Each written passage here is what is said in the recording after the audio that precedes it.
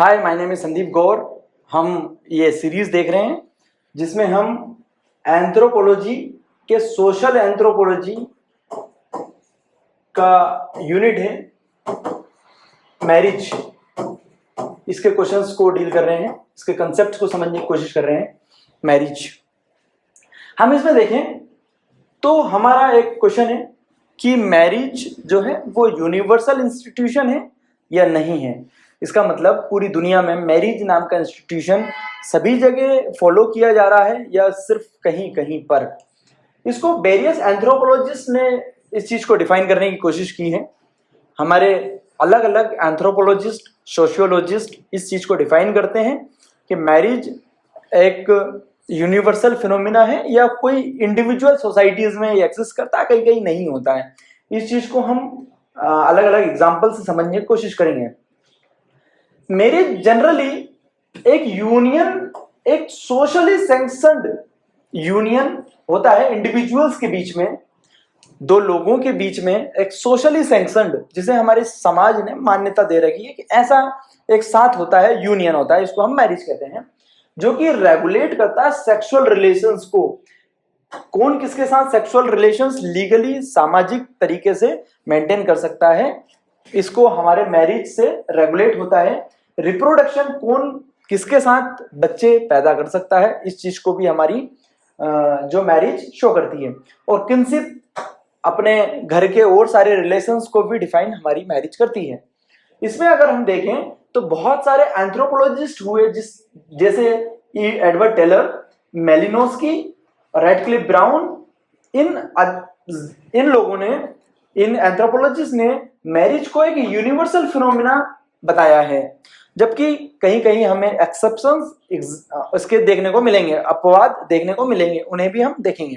हम पहले Taylor, Malinowski, Radcliffe brown इसकी यूनिवर्सलिटी को किस तरीके से डिफाइन कर रहे हैं, हम इस चीज को देखेंगे। लेकिन अभी रिसेंट अगर हम एंथ्रोपोलॉजिकल एविडेंसेस को देखें तो ये यूनिवर्सलिटी पे क्वेश्चन करती है। जिस तरीके से हमारी अभी रिसेंट लिव इन मैरिज का जो कंसेप्ट है, या होमोसेक्सुअल मैरिज, घोस्ट मैरिज, इस तरीके के जो कंसेप्ट है, इससे यूनिवर्सलिटी को हम थोड़ा चैलेंज कर सकते हैं। अगर हम डेफिनेशंस की बात करें तो हम एडवर्ड टेलर की डेफिनेशन पे जाएं तो ये मैरिज को यूनिवर्सल इंस्टीट्यूशन देखते हैं, जैसे हमने अभी समझा। ये मानते हैं कि मैरिज जो है इवोल्व हुई है, कहां से हुई है, प्रिमिटिव प्रोमिस्क्यूटी से ग्रुप मैरिज की तरफ, देन पॉलीगेमी से, और फाइनली मोनोगेमी तक गई है। अब प्रिमिटिव प्रोमिस्क्यूटी क्या चीज होती है, इसमें जो हजारों लाखों साल पहले जब मैरिज का इवोल्यूशन हो रहा था, तो उस समय शादियां इस तरीके से नहीं होती थी जैसे आज हमें देखने को मिलती है। आज हमें इसका सबसे रिफाइंड फॉर्म मोनोगेमी देखने को मिलती है, जहां पे वन मैन जो है एक वीमेन से रिलेशन रखता है, मैरिटल रिलेशंस। ये हमें आज के समय में मोनोगेमी में देखने को मिलती है। इससे थोड़े पहले के समय में जाए तो हमें पॉलीगेमी देखने को मिलती है। इसमें मल्टीपल, एक मेन एक से ज्यादा वीमेन से रिलेशंस मैरिज कर सकता है। जिस तरीके से हम अपने थोड़ा पीछे जाएं तो राजाओं की मल्टीपल वाइफ्स होती थी। ये इससे पहले भी जाए तो हमने माइथोलॉजिकल स्टडीज में हमने देखा है कि जिस तरीके से हमारे भगवान राम के जो 4 मदर्स थी, तो इस तरीके से हम देखें तो इससे पहले वाला जो समाज था वो पॉलीगेमी पे ज्यादातर डिपेंड रहता था, जिसमें एक से अधिक हस्बैंड या एक से अधिक वाइफ होती थी। उससे पहले का जो समाज था, जब ह्यूमन इवोल्व कर रहे थे, उससे पहले के समय ग्रुप मैरिजेस चलती थी। जिस तरीके से 100 मेंस ने 100 वीमेंस के साथ एक ग्रुप में मैरिजेस चल रही हैं, कोई किसी के साथ भी सेक्सुअल रिलेशंस मेंटेन कर सकता है। इस तरीके की मैरिज को हम ग्रुप मैरिज कहते हैं।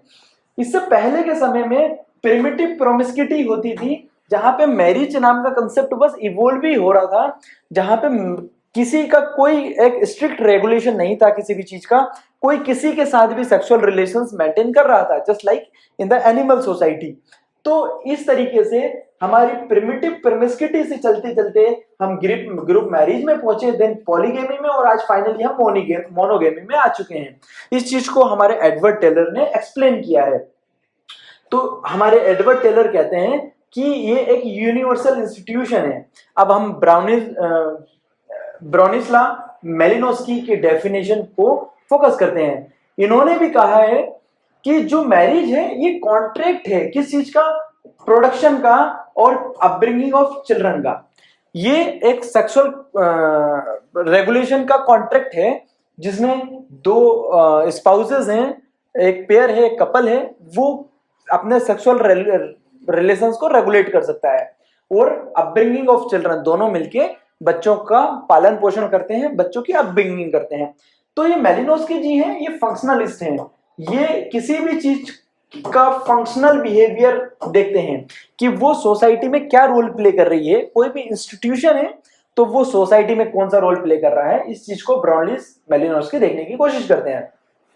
इसको वो यूनिवर्सल मानते हैं मैरिज को, क्योंकि ऐसी कोई भी सोसाइटी उन्हें नहीं दिखती है जो कि रेगुलेशन, प्रोक्रिएशन और कंसेप्ट के बिना चल रही हो।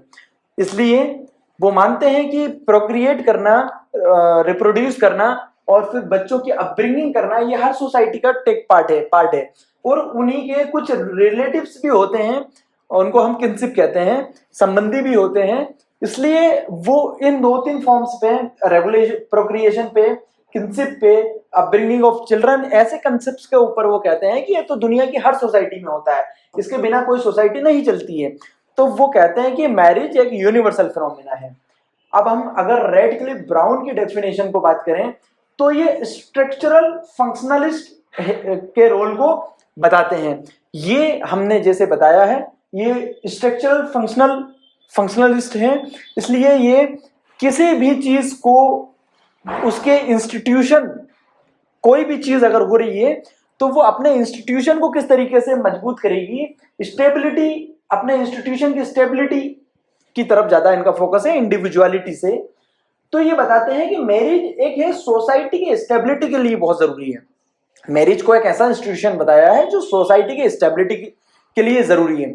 अब सोसाइटी की स्टेबिलिटी के लिए मैरिज का ऐसा फंक्शन होना, ये हर एक सोसाइटी की स्टेबिलिटी के लिए है। अगर मैरिज नहीं रहेगी तो किसी के भी सेक्सुअल रिलेशंस उसमें रेगुलेट नहीं हो पाएंगे, तो इससे विवाद होगा और इससे एक जो है एक सोसाइटी है डिस्टेबलाइज होगी। एक सेकंड पॉइंट है कि अगर मैरिज का कंसेप्ट नहीं रहेगा तो बच्चों की अपब्रिंगिंग पे कौन फोकस करेगा, ये भी एक सेकंड पॉइंट है। और हम अगर देखें तो इन्होंने मैरिज को एक अलायंस बताया है ग्रुप्स के बीच में, और अलायंस का होने से क्या फायदा है, ये कॉपरेशन और सॉलिडारिटी को बताता है।